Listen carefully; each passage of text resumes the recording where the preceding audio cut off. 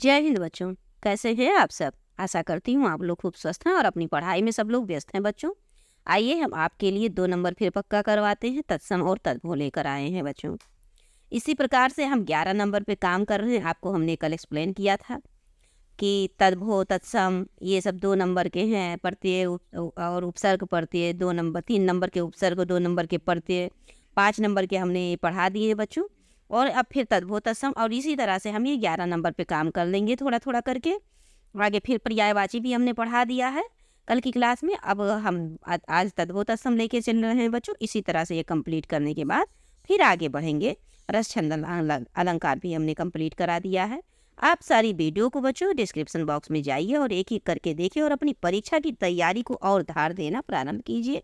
आप बच्चों आज तक आपने क्या किया इस पर फोकस ना कीजिए। आगे आज आप अपनी इस समय को किस तरह आप प्रयोग करते हुए अपने परीक्षा को मजबूत कर सकते हैं, परीक्षा की तैयारी खूब सुदृढ़ कर सकते हैं, मैक्सिमम अंक प्राप्त कर सकते हैं, इस पर आपको ध्यान देना है। तो चलिए बच्चों हम लेकर चलते हैं, आपको एक्सप्लेन करते हुए इसको समझाएंगे, फिर इससे संबंधित उदाहरण भी देंगे। और आप यही मात्र इतना ही रट लीजिएगा, यही से आपके परीक्षा में बच्चों क्वेश्चन बन जाएंगे। तो चलिए तद्भव तत्सम और तद्भव देखते हैं। तत्सम हम समझ लेते हैं कि क्या चीज़ है, पहले दोनों को समझ लिया जाए बच्चों। तो देखिए तत्सम जो होता है बच्चों, ये संस्कृत का शब्द सीधा सीधा आके हमारे जो हिंदी विषय में, हिंदी जो भाषा है उसमें प्रयोग हो जाता है, सीधा संस्कृत का शब्द वही तत्सम कहलाता है। तो चलिए हम किताबी भाषा में भी समझ लेते हैं। संस्कृत भाषा के वह शब्द जो हिंदी भाषा में ज्यों का त्यों, मतलब जैसे के तैसे, अर्थात अपने मूल रूप में ही जैसा है वैसे ही प्रयोग कर लिए जाते हैं तो तत्सम कहलाते हैं। जैसे अग्नि, अग्नि को आग कहते हैं, रात्रि को रात कहते हैं, सूर्य को सूरज कहते हैं, आप जानते हो ना बच्चों। तो ये सारी चीजें, चंद्र कन्या, ये सब तत्सम है। लेकिन हमारे हिंदी इस विषय में आप देखते हैं पृथ्वी लिखा होता है, चंद्र लिखा होता है। तो ये सब क्या हिंदी में लिखा है इसका मतलब नहीं है हिंदी है, ये संस्कृत के शब्द हैं जो हिंदी में प्रयोग किए जाते हैं और इसीलिए इसको तत्सम कहा जाता है। तो आइए बच्चों हमारे परीक्षा में ऐसे ही क्वेश्चन बनेंगे। आपको दे दिया जाएगा, मान लीजिए अग्नि और रात्रि दे दिया गया और सूर्य दे दिया गया, और कहा जाएगा कि निम्नलिखित में से किन्हीं दो का दो दो या तीन तीन तत्सम इसके तद्भव रूप लिखिए। 3 दिए रहेंगे जिसमें 2 आपको लिखना रहेगा, 2 नंबर पक्का हो जाएगा। तो पहले हम तद्भव को समझ लेते हैं, फिर उदाहरण की तरफ बढ़ते हैं। संस्कृत भाषा के जो शब्द प्राकृत, अपभ्रंश, पुरानी हिंदी आदि के गुजरने के कारण आज परिवर्तित रूप में मिलता है, अर्थात उसका रूप थोड़ा बदल गया है। किसका? संस्कृत भाषा का। किस कारण से? प्राकृत के कारण, अपभ्रंश के कारण, पुरानी हिंदी के कारण। इन सब के दौर गुजरने से, मतलब एक एक हर एक लेवल को गुजरने से हिंदी का रूप थोड़ा सा परिवर्तित हो गया और उसे ही बच्चों तद्भव शब्द कहा गया। जैसे आंसू, पानी, सूरज, रात, फूल, दिन, ये सब बच्चों तद्भव रूप है। महत्वपूर्ण तत्सम तद्भव शब्दों की सूची हम आपको प्रस्तुत कर रहे हैं बच्चों। यहाँ आइए देखिए, तत्सम है ये तद्भव है, ये तत्सम है, ये तद्भव है, यहाँ तत्सम है, ये तद्भव है। ये ऐसे हम बच्चों और थोड़ा सा और स्पष्ट कर देते हैं, इसको आप समझ लीजिए। चलिए अब हम इसको समझते हैं एक सीरियल वाइज। चलिए अब देखिए बच्चों, गात्र, गात्र मतलब शरीर होता है और गात मतलब भी शरीर होता है, लेकिन ये गात्र का तद्भव क्या होगा? गात होगा। सत मतलब 100 होता है, सत ये तत्सम हो गया, अर्थात संस्कृत का शब्द हो गया, इसका 100 हो गया। ओष्ठ ओठ, निर्गुण निर्गुण, वृद्ध बूढ़ा, वृश्चिक बिछी, मुख्य मुखिया, अंगुष्ठ अंगूठा, आम्र आम, अग्नि आग, अज्ञान अनजान, ये हो गया बच्चों तद्भव तत्सम रूप, आप पहचानिए इसको। अट्टालिका तत्सम है, अटारी तद्भव है। अर्ध आधा, अंध अंधा, आशीष आशीष, अग्र आगे, अम्लिका इमली, अम्लिका इमली, आदित्यवार इतवार, जीर्ण जीर्ण, अक्षर अक्षर, कुंभकार कुहार, उच्चारण उच्चारण। अब देखिए यहाँ पर फिर तत्सम श्राप तद्भव साप।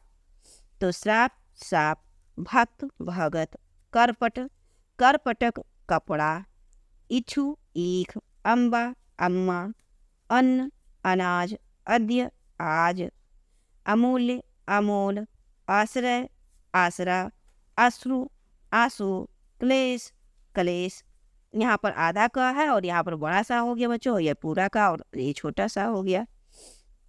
तो आपको हम एक पहचान बताते हैं बच्चों कि अगर कहीं पर बड़ा सा है तो वो तत्सम रूप होगा ज़्यादातर, और ता है तो वो तद्भव होगा, और लास्ट में त्रा आ जाता है बच्चों तो वो तत्सम हो जाएगा। ये बात आप ध्यान दीजिएगा त्रा पर, और सा पर ज़्यादातर ध्यान दीजिएगा। अगर छोटा वाला सा है सपेरा वाला तो वो तद्भव रूप होगा, और अगर सलजम वाला सा है तो वहाँ पर तत्सम रूप हो जाता है। देखिए यहाँ पर अश्रु है ना, और यहाँ पर आंसू है।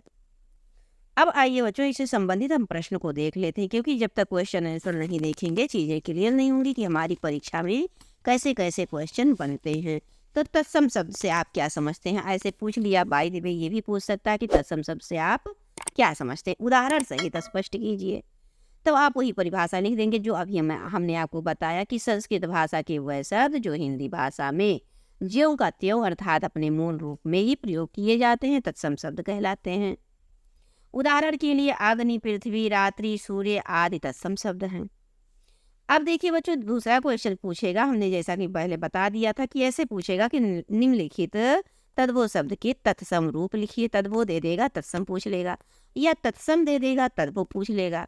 3 शब्द देगा बच्चों और तीनों का बताना रहेगा और 2 का बताना रहेगा। आपको ऑप्शन में दे दिया जाएगा कि आप किसी 2 को जिसे जानते हैं उसे लिख लीजिए, 1 को छोड़ दीजिए और यही 2 नंबर आपको मिलेगा। तो देखिए बच्चों ये तद्भव रूप है, तद्भव शब्द है। अब इसका हम आइए नीचे देखते हैं एक एक करके तद्भव तत्सम रूप। चलिए तो पहले हम इसको हाईलाइट कर देते हैं तद्भव और तत्सम को, जिससे आपके दिमाग में चीज़ें एकदम क्लियर हैं। थोड़ा सा एक सेम दिख रहा है, इसलिए हम सबसे पहले इसको हाईलाइट करते हैं। देखिए अभी पहला शब्द देखिए बच्चों, यहाँ पर उजला था, माथा, सच, सपना। ये देखिए माथा, सच, सपना, सिर, खीर, कुत्ता, अंधेरा, कोढ़, कमारा, कौवा, खंभा, ये सब इम्पोर्टेंट है बच्चों। यही से आप तैयार कर लीजिएगा, 2 नंबर पक्का है आपकी परीक्षा में। प्यास, फुर्ती, सूखा, सौ, सब, सांवला, सुई, सूंड, रस्सी, जोग, भैंस, बहू, भला, भेष और भालू, पीला और करोड़। अब इसी को हम तत्सम शब्दों में देखेंगे। उजला, उज्ज्वल, माथा, मस्तिष्क, सच, सत्य। ये सब तत्सम शब्द हम देख रहे हैं बच्चों। तद्भव उनको मिला था और तत्सम इसका बनाना था। सपना, स्वप्न, सिर, सिर देखिए हमने अभी बताया नहीं था, सा में देख लीजिएगा बच्चों। और खा अगर कहीं पर आ गया तो उसका छा आ जाएगा, ये भी ध्यान दीजिएगा। खीर को छीर कह दिया गया। अब ये यहाँ देखिए कुत्ता तो कुकुर तत्सम शब्द है। अंधेरा, अंधकार, कोढ़, कुष्ठ, कंवारा, कुमार, कौवा, काक, खंभा, स्तंभ, जमुना, यमुना, पहर, प्रहर, प्यारा, प्रिय, 5, पंच, ये हो गया आपका तत्सम। परीक्षा, ये हो गया आपका तत्सम परीक्षा। पैर या पाँव, अब इसको संस्कृत में पाद कहते हैं। पैर, पाँव या पाद। अब देखिए तत्सम फिर यहाँ पर प्यास, पिपासा, संस्कृत शब्द तत्सम।